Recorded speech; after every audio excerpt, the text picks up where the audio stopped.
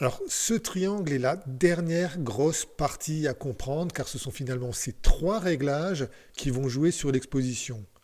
L'ouverture, l'obturation, les ISO. Alors, pour bien comprendre, revenons voir l'équipe Mario.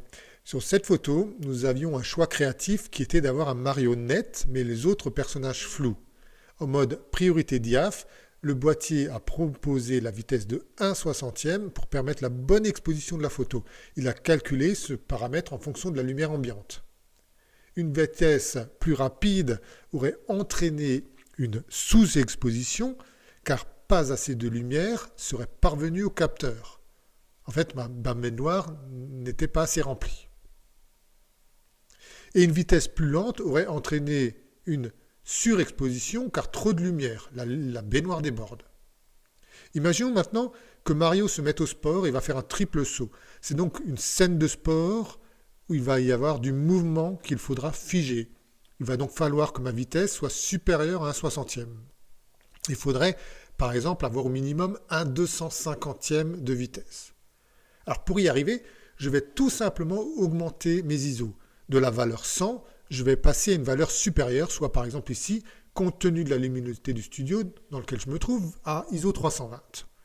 Ma valeur de l'ouverture ne change pas, mais ma vitesse est maintenant de 1/250e. Si maintenant je choisis soit d'augmenter la vitesse ou alors ma profondeur de champ à travers l'ouverture, il va falloir encore une fois monter mes ISO. Regardez ce cas. Je suis passé de 2.8 à f8, j'ai donc fermé mon ouverture. Pour obtenir une bonne exposition, ma vitesse n'ayant pas changé, je suis obligé de rendre mon capteur plus sensible, donc j'ai augmenté la valeur des ISO. Sur la photo suivante, vous voyez que j'ai encore une fois fermé mon diaph, ma vitesse est toujours à 1/250e et j'ai donc dû monter ma sensibilité à une valeur très importante de 20 000 ISO. Au passage, on peut noter que l'image est devenue bruitée, les couleurs plus fadasses, la dynamique globale de l'image beaucoup plus faible.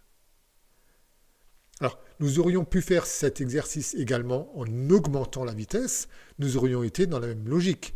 Je ne bouge pas mon ouverture, mais au lieu de 1/250e, je me mets à 1/1000e. Que se passe-t-il? Donc le temps d'obturation est tellement court qu'il va entraîner une sous-exposition. L'image va être beaucoup trop sombre. Ma baignoire n'est pas du tout remplie. Pour que celle-ci se remplisse très vite, malgré ce temps d'obturation très rapide, il faut que j'augmente la sensibilité.